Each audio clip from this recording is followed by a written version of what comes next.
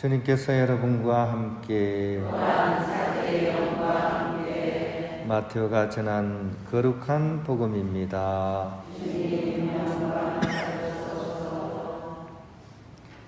그때 예수님께서 제자들에게 말씀하셨다. 너희는 자신을 위하여 보물을 땅에 쌓아두지 마라. 땅에서는 좀과 녹이 망가뜨리고 도둑들이 뚫고 들어와 훔쳐간다. 그러므로 하늘의 보물을 쌓아라. 거기에서는 좀도 녹도 망가뜨리지 못하고 도둑들이 뚫고 들어오지도 못하며 훔쳐가지도 못한다.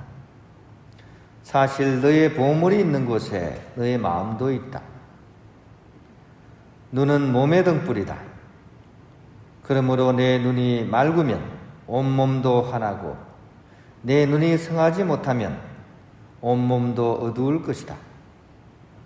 그러니 내 안에 있는 빛이 어두움이면 그 어둠이 얼마나 짙겠느냐. 주님의 말씀입니다. 편을 빕니다. 어제부터 이제 비가 조금 와서 좀 이렇게 가뭄이 조금 이렇게 나아지는 것 같은데, 집에 혹시 물 새는 데는 없어요? 아직 그 정도는 오지 않았죠, 그죠? 아무튼, 예, 날씨가 이렇게 비가 좀 오니까 더 이렇게 촉촉해지고 좋아지는 게 있는 것 같습니다. 여러분, 유튜브 많이 보죠, 이제. 그죠? 이제는 어르신들도 유튜브를 많이 이용하십니다, 그죠?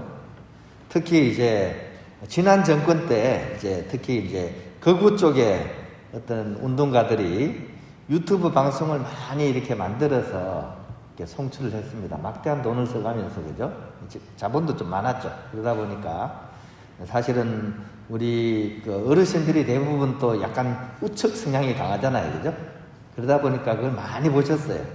그래서 이제는 어르신들도 동영상을 아주 편리하고 다양하게 이렇게 많이 접할 수 있는 그야말로 새로운 세상이 열리게 된 거죠. 그죠?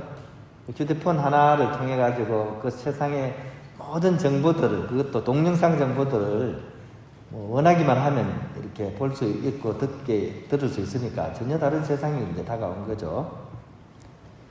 근데 참 편리해서 좋긴 한데 문제도 있습니다. 어떤 문제가 있냐?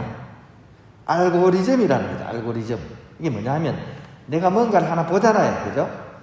한 번 보고 두 번 보고 하면 내가 보는 습관이 컴퓨터 내에 프로그램이 내가 뭐를 자주 알아보는지를 딱 알아버립니다.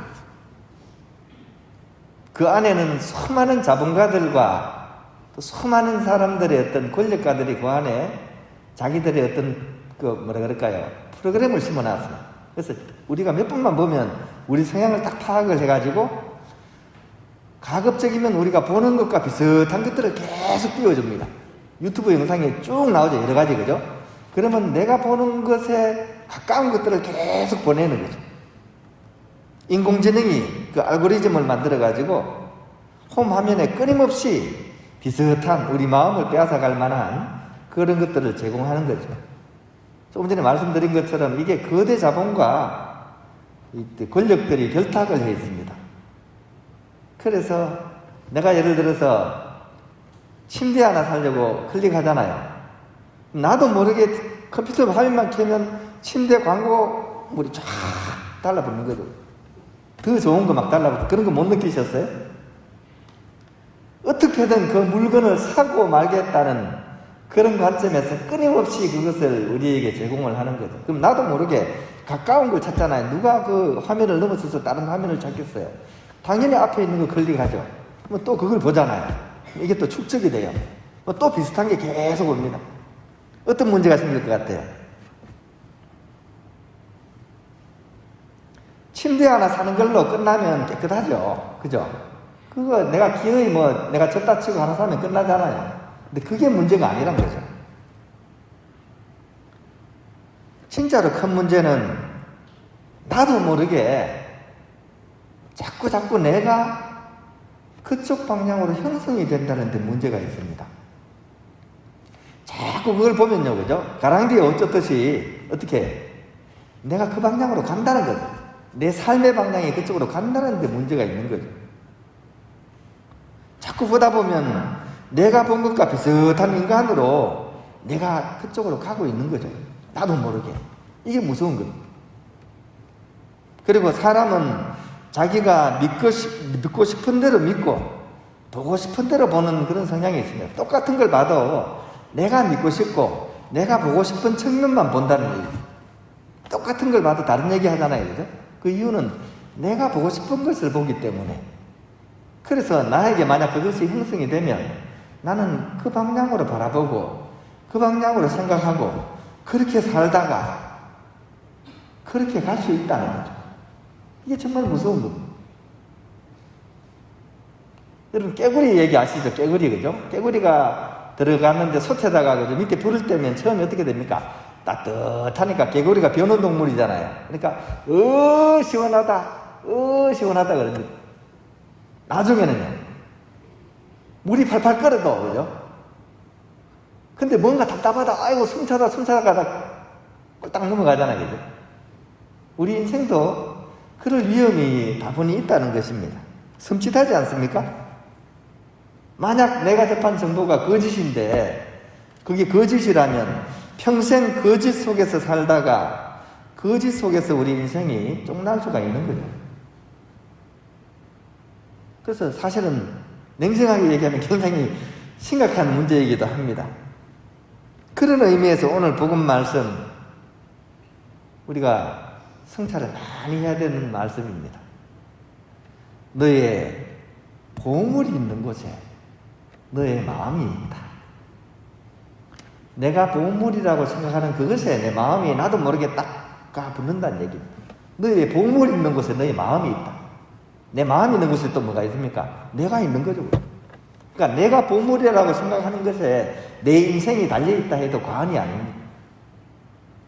즉 나의 보물을 잘 살펴보라는 그런 너무나 걱정 어린 예수님의 말씀입니다. 내가 무엇을 보물이라고 여기는지, 내 마음은 저절로 그 보물에 딱 달라붙기 때문이죠. 그런 의미에서 오늘 복음 말씀은 예전에 하셨던 예수님 말씀과 같이 연결이 되죠.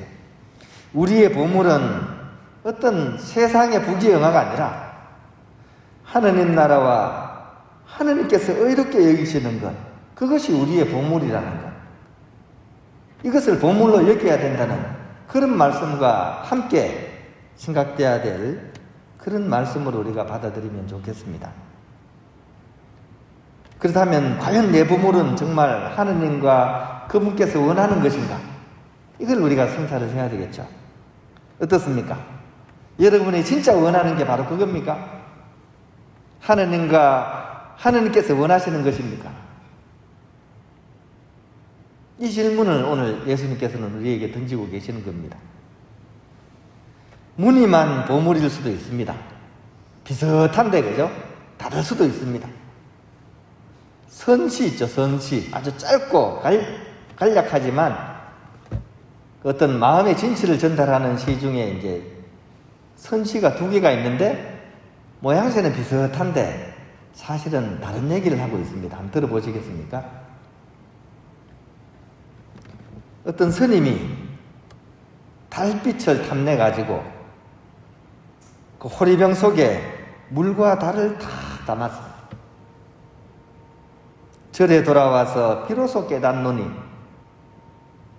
병을 기울이면 달도 따라 비는 것을. 스님이 그 우물물을 다 보니까 거기에 또 달이 떠 있네. 너무 예쁘잖아요. 그래서 그만 욕심이 생긴 거야.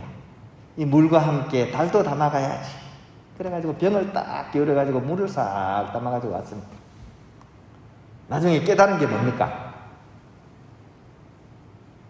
병을 기울이면 물도 달도 어떻게 없어진다는 거죠. 일반 사람이 보기에는 별거 아니죠. 뭐 그까짓 그 욕심이랄 것도 없는데 그건 뭔 얘기냐? 수행자, 수도자는 물 한 모금에도 꼴딱 욕심을 버려야 된다. 근데 이 스님은 꼴딱 욕심을 담았잖아요. 그 마음자리가 어떻게 보면 어긋난 거잖아요. 그런 점에 있어서 시작은 미미하지만, 그죠? 이것이 어떤 결과를 자아낼지는 아무도 모르는 거죠. 이와 반대되는 시가 있습니다. 대그림자가 뜰을 쓸어도 먼지 하나가 일지 않고, 달빛이 물밑을 뚫어도 그 위에는 흔적조차 없네. 그림이 그려집니까? 똑같이 달이 떴습니다. 근데 그 달빛이 탁 이리 비추는데 그날 바람이 불었나 봐. 그러니까 달빛에 대나무 그림자가 싹 있는데 바람이 부니까 어때요? 흔들흔들 하겠죠.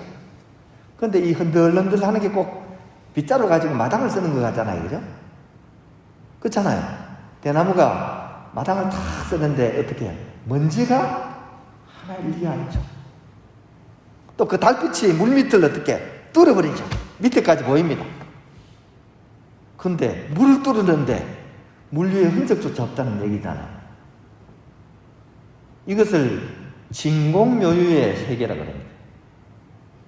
진짜 비어있지만 묘하게 있는 세계, 진리의 세계, 여유하다라는 얘기를 하면 여유하다, 다 틀렸잖아요. 있는 그대로 진리이다 하는 거죠. 있는 그대로 진리이다.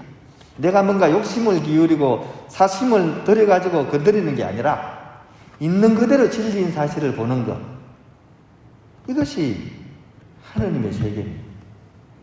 하느님 나라의 소식입니다.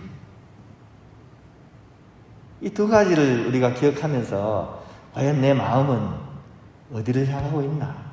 진짜 보물을 향하고 있나? 무늬만 보물을 향하고 있나? 이런 것들을 성찰하고, 비록 우리의 어떤 하루하루가 그만큼 닿지는 못하더라도 그 지향만큼은, 그 방향만큼은 하느님과 하느님께서 의롭게 여기시는 것을 구하고 바라보고 찾고 살아가는 그런 복음살이를 우리가 살아갈 수 있었으면 좋겠습니다.